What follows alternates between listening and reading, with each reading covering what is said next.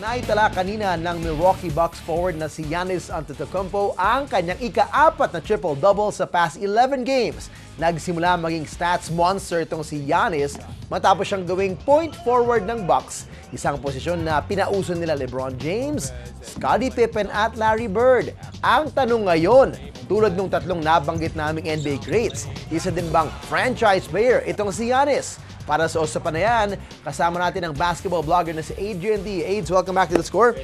Alright, wow, what a big jump in Giannis Antetokounmpo's numbers. Nasilip ko kanina lang yung kanyang pre-All-Star numbers na meron siyang 15 points, 7 rebounds, 2.8 assists a game. Ngayon, 20 points, almost 10 rebounds and almost 8 assists per game. Anong nakain niya? Sa Greek restaurant siya nakabisita on the road. What happened to him? Can you explain? Well, what happened was, after nung All-Star break, Coach Jason Kidd said, we need something to shake up the team. So, inisip niyang going point forward nga si Giannis Antetokounmpo. And it just so happened na, so they're bringing Michael Carter-Williams off the bench. And just recently, na-injure siya. So, he's out for the rest of the season. So, todo na talaga yung, Giannis, ikaw na talaga yung guy who's gonna bring up the ball, who's gonna set plays for our guys. And it's been working out really well for him. Well, if you look at the kid, the physical specimen, it works out eh. Kasi yung mold ni Scottie Pippen, although he was smaller, 6'9", but long arms, lengthy. Exactly. He can pass. LeBron also is a tall, agile forward, and same with Larry Bird.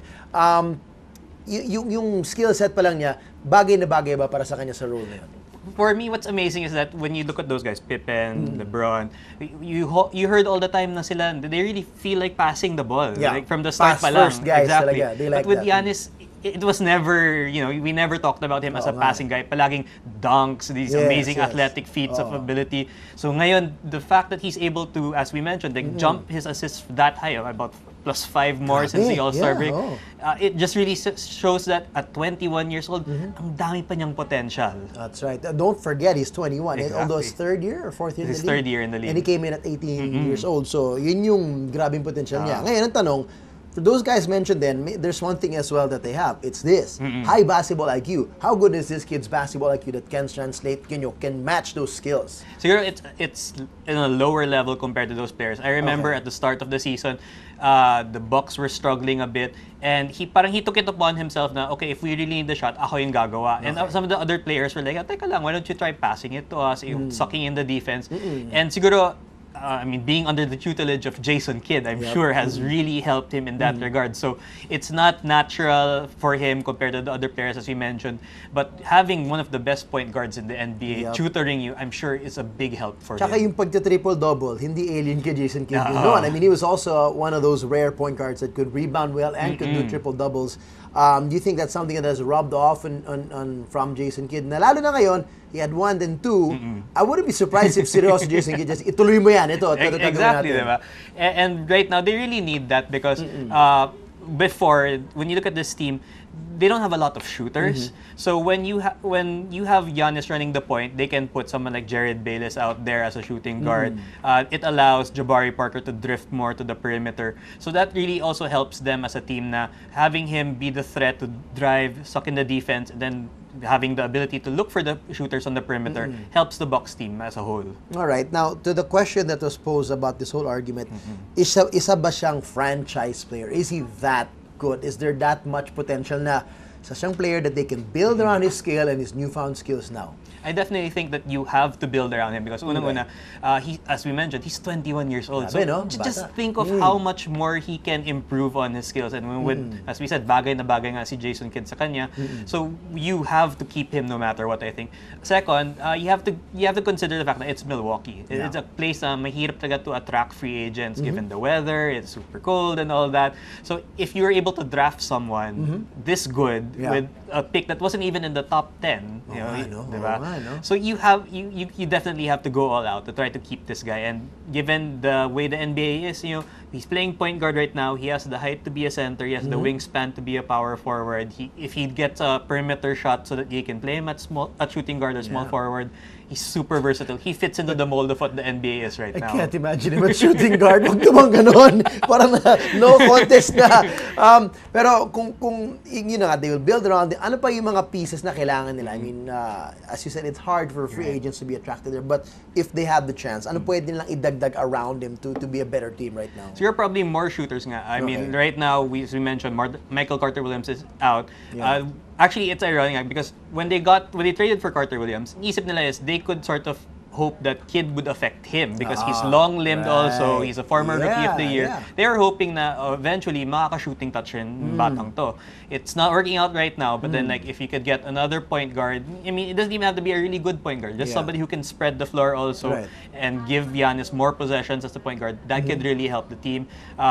Greg Monroe right now is actually only just on a 3-year contract. So if they decide na hindi siya bagay sa what they're trying to do, they could get another power forward who can stretch the floor. That would be great for them also. So that's a big decision there. If how happy they'll be with Greg Monroe. Of course, he's doing okay. He's got the.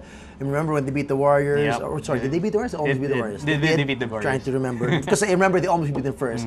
And it was that formula of bring it down inside to Greg Monroe, and very few teams have a guy like that now. But is it something that they can let go eventually if that's not the direction na gusto ng puntahan with Giannis' development? Well, one thing they were also doing is, so they were putting Carter-Williams off the bench, Giannis was starting. They were also for a time bring Monroe off the bench also. And yung maganda dun is that when they put him back in, he's going up against the second unit big men of other teams. So it's much easier for him to just operate in the post in that way. So if they do decide to re-sign Greg Monroe in 2 years from now, they could keep doing that, bring him off the bench as a great sixth man.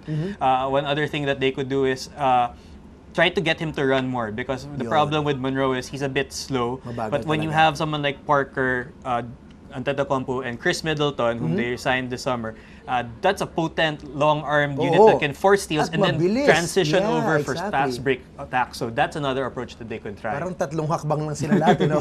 Layup na. They're that long and that wide. Okay, where are they next year in terms of free agency? I mean, parang I don't normally hear Milwaukee as one of the teams that have a lot of money. Nasaan na ba sila? Well, the salary cap will obviously jump up a lot. But then, as mentioned, can they get guys to come over and say, oh, Milwaukee,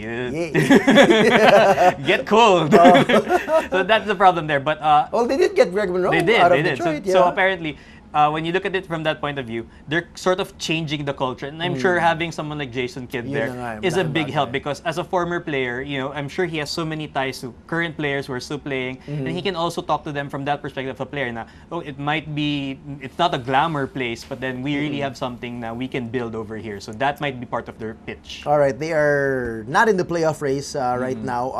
So what needs to happen for them the rest of the season, especially with the way Giannis is developing, para maging kaakit-akit nga sila? I think working on that Antetokounmpo-Parker combination, because if you really look at it, another player whose numbers really took a huge jump after the All-Star break is Parker. And as we know, last year, he only played about 20 games before he suffered that ACL injury.